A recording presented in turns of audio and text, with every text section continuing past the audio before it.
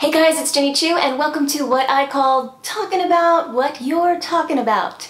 Basically, I go through my Twitter and Facebook feed for the week and talk about what you're talking about. Pretty cut and dry there. Yeah. Okay, one very popular subject this week seems to be Kit Harington, because Kit Harington.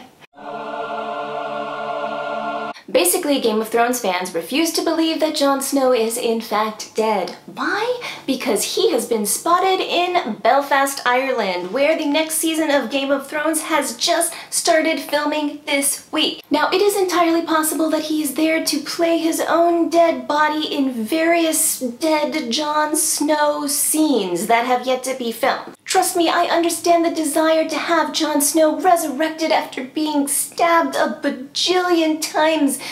But one thing that I have learned from watching Game of Thrones is that they don't give a crap how much you love a character. The Red Wedding people, do you think that they would pause even for a second in giving us a red mutiny? No, they would not. Another popular subject this week is a baby horse that was born with a white patch of hair in the shape of himself. Oh, that is kind of cool. The horse's name is Da Vinci, and he also has a cute little white patch in the shape of a heart on his bottom. I'm just gonna call it now. I think he's gay. Definitely a bottom. What else have my friends been talking about? Well, big news for people who wear Chuck Taylors on their feet, and since I live near Silicon Valley, that means 99.8% of all the people that I know. Converse has redesigned their iconic Chuck Taylors for the first time in 98 years. Now the Chuck 2s, as they're being called, will have a non-slip tongue with perforated suede liner, hopefully keeping that foot smell to a minimum, a bouncy, foamy material developed by Nike in the soles of the shoes to help keep your feet comfy, and an outside design that really hasn't been messed with at all. Now, over the past week, my social media stream has really been flooded with the name Sandra Bland and the hashtag #SayHerName. Now, as we all know, Sandra was pulled over for a failure to signal and was subsequently arrested for resisting the arrest that she was not yet under. 3 days later, she was found dead in her jail cell. Now, we don't know right now whether Sandra Bland actually committed suicide, but I did read a paragraph on the website Black Girl Dangerous, which I will link to below, that struck me particularly hard. I want us to hold multiple truths. Whether Sandra Bland committed suicide or not, we can indict a system. We must hold nuanced discussions that address the implications of state violence while removing the stigma around mental health and suicide, recognizing that state-sanctioned violence can produce suicide as a response.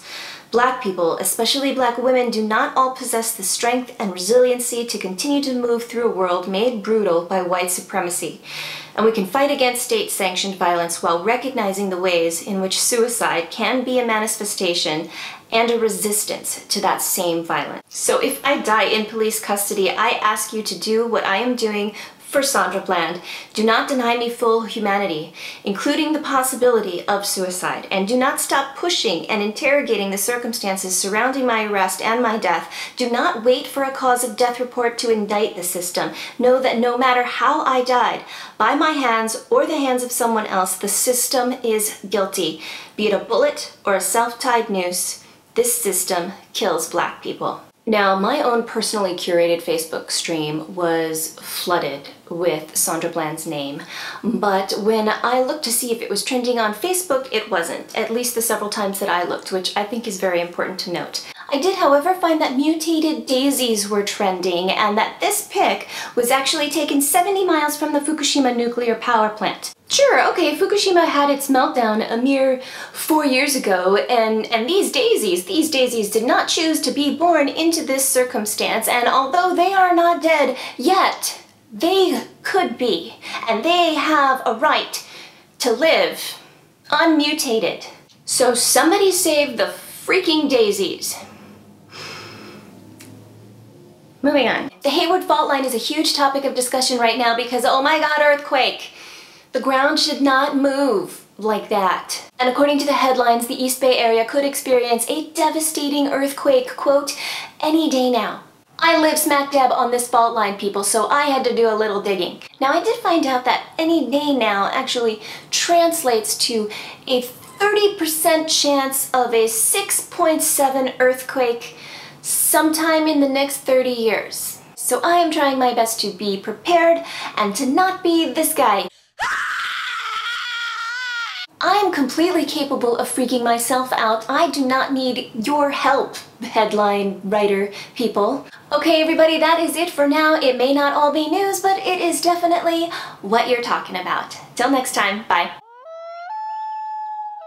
Talking about what you're talking about. Ta-wee-ta. Yeah, that's gonna catch on real fast.